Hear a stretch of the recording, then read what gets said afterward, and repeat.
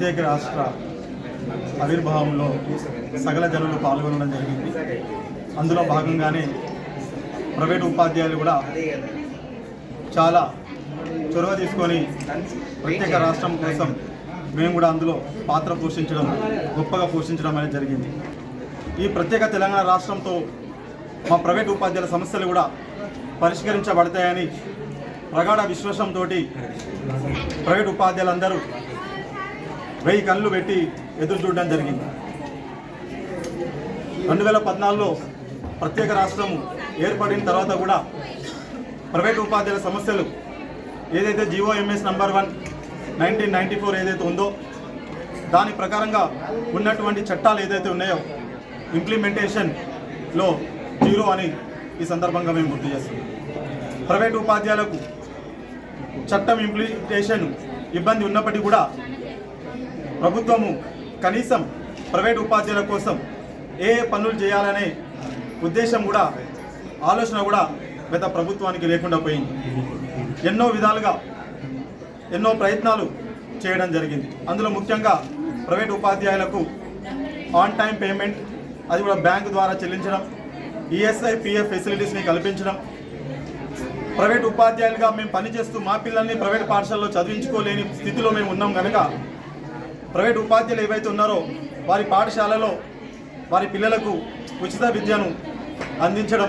Corona సమయంలో అయితే ఎంతోమంది ప్రైవేటు ఉపాధ్యాయులు మరణించడం జరిగింది.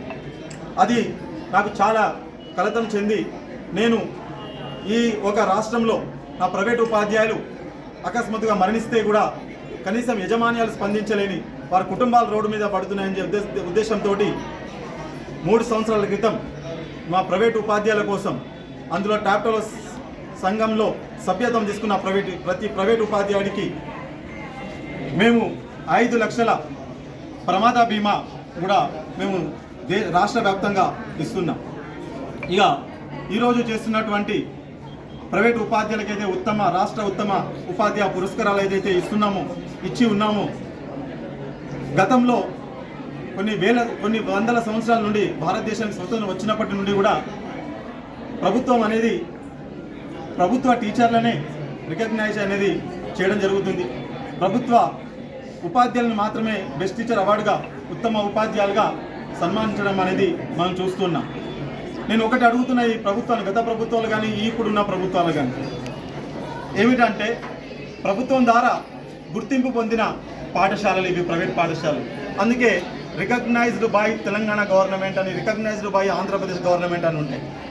ప్రభుత్వం గుర్తించిన ప్రైవేట్ పాఠశాలలు, అందులో చదువుతున్నటువంటి విద్యార్థులు ప్రభుత్వం గుర్తించినటువంటి సర్టిఫికేట్లు 10వ తరగతి మెమోలను గుర్తించినప్పుడు, పాఠశాలను గుర్తించినప్పుడు అందులో ఆ విద్యార్థులకు విద్యాబోధన చేస్తున్నటువంటి ఆ ప్రైవేట్ ఉపాధ్యాయులను ఎందుకు గుర్తించారని సందర్భంగా గుర్తు చేస్తున్నారు.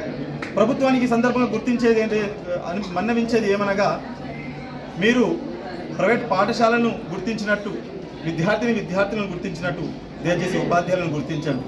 ఉపాధ్యాయులను గుర్తించకుంటే పాఠశాలను గుర్తించకండి.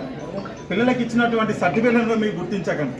గుర్తిస్తే పాఠశాల అంటేనే విద్యార్థులు, ఉపాధ్యాయులు అనే విషయాన్ని గుర్తు చేసుకోవాలి. అందుకు ఆ ఉద్దేశంతో తెలంగాణ రాష్ట్రంలో ఉన్న ప్రైవేటు ఉపాధ్యాయుల కోసం మొట్టమొదటిసారిగా ఎవరు ఇంతవరకు ప్రైవేటు ఉపాధ్యాయులకు సన్మానం చేయడం లేదు. అందుకని నేను గత 4 సంవత్సరాలుగా ప్రతి రాష్ట్రంలో ఉన్న ప్రతి ప్రైవేట్ పాఠశాలలో పనిచేస్తున్నటువంటి ప్రైవేట్ ఉపాధ్యాయుల సమాచారాన్ని సేకరించి వాళ్ళని గౌరవించాలనే సదుద్దేశంతో గత 5 సంవత్సరాలుగా వారిని గౌరవిస్తూ వస్తున్నాం. మమ్మల్ని చూసి ఈరోజు ప్రైవేట్ యజమాన్యాలు కనువిప్పు చేసుకొని వారు కూడా ఇప్పుడిప్పుడే ప్రైవేట్ పాఠశాలలో టీచర్స్ డే నాడు ఉపాధ్యాయులను గౌరవించడం మాకు చాలా గౌరవంగా ఉన్నది.